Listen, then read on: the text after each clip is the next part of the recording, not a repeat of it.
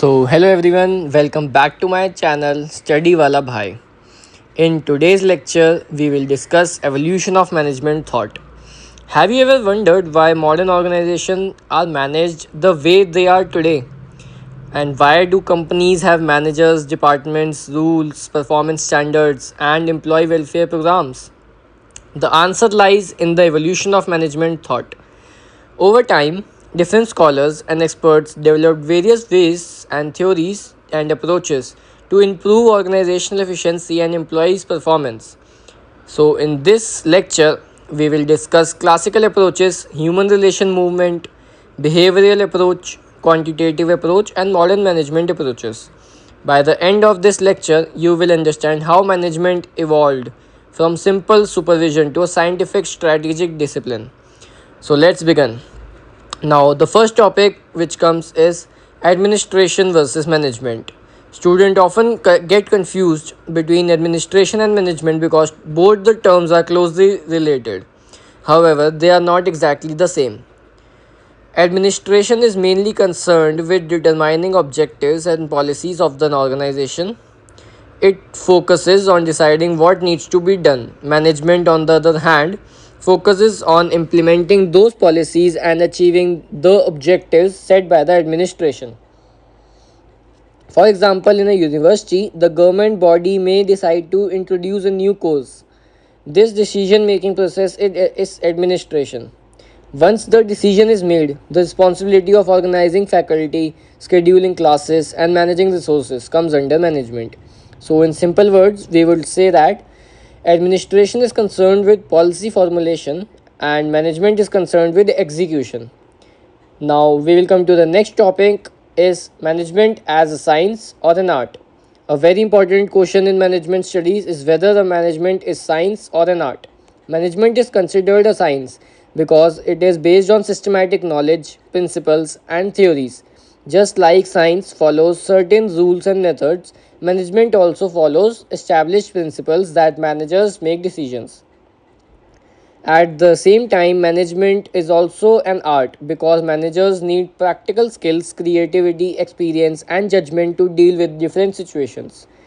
For example, motivating employees cannot be done only through formulas. The manager must understand human behavior and apply his personal skills. Therefore, management is often described as both science and an art.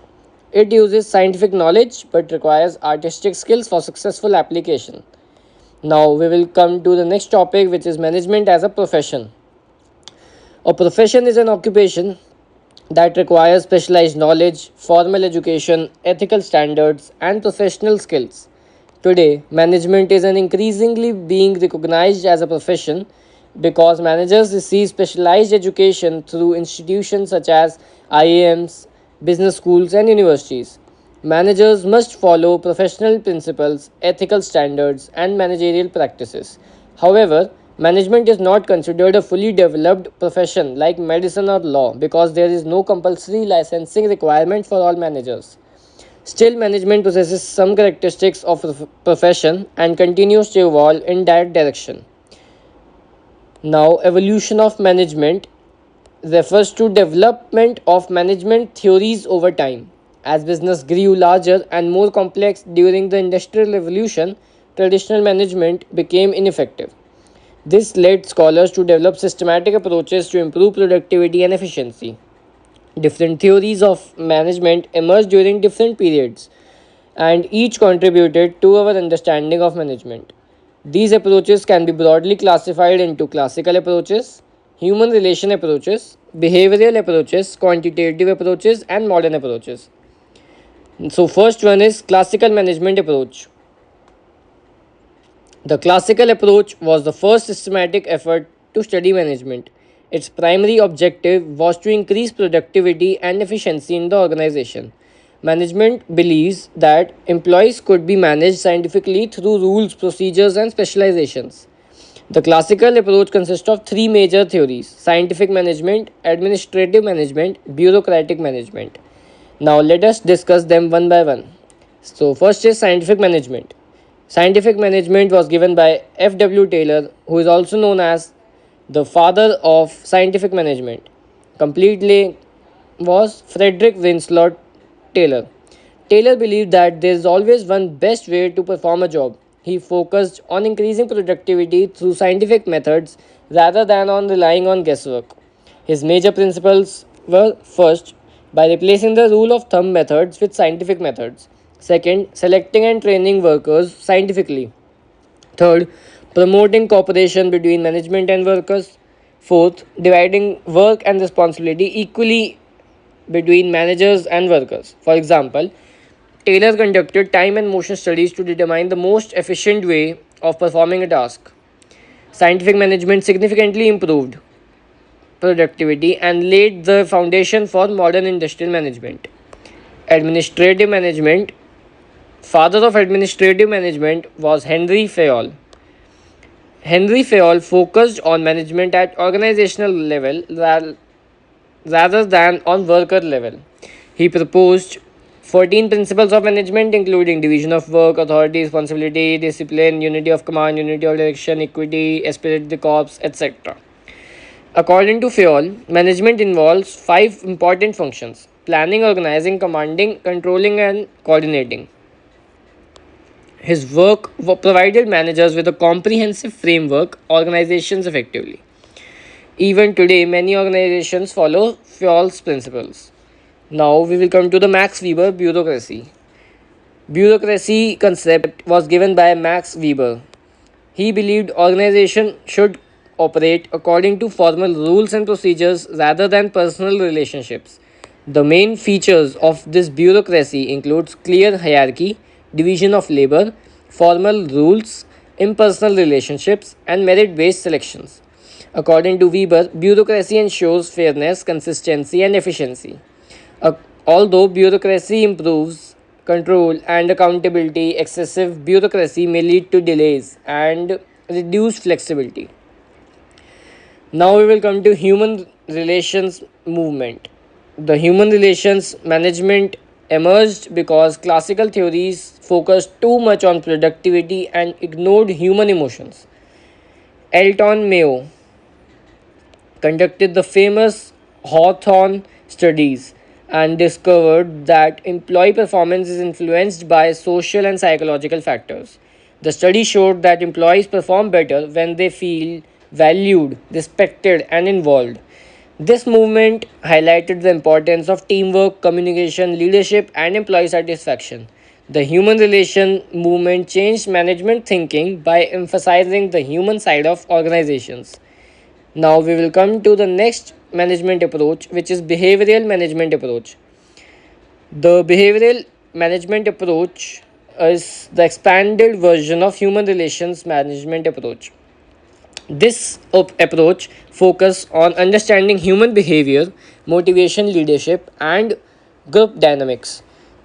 Behavioral scientists such as Abraham Maslow, Douglas, and Chris Argyris contributed significantly to this approach. Managers following this approach believes that understanding employees' needs and behavior helps improve performance and organizational effectiveness. Today, many leadership and motivation theories are based on the behavioral concepts. Now we will come to the next topic of quantitative management approach. The quantitative management approach uses mathematics, statistics, and analytical techniques for decision making. This approach became popular during World War II when military organizations used mathematical models to solve complex problems. Examples are forecasting, inventory control, budgeting, and operations research management, etc. Now we'll come to modern management approaches. As business environments are mostly dynamic and complex in modern environment, so modern management approaches emerged.